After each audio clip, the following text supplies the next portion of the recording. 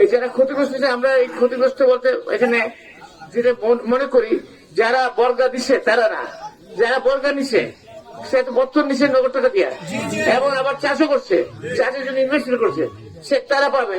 আর যারা কৃষক অল্প জমি আছে, নিজের জমি নিজে চাষ করছে, তারাও ক্ষতিগ্রস্ত হয়েছে।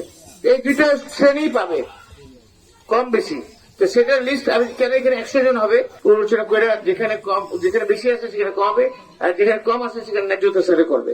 এটা হচ্ছে আমাদের প্রথম কাজ।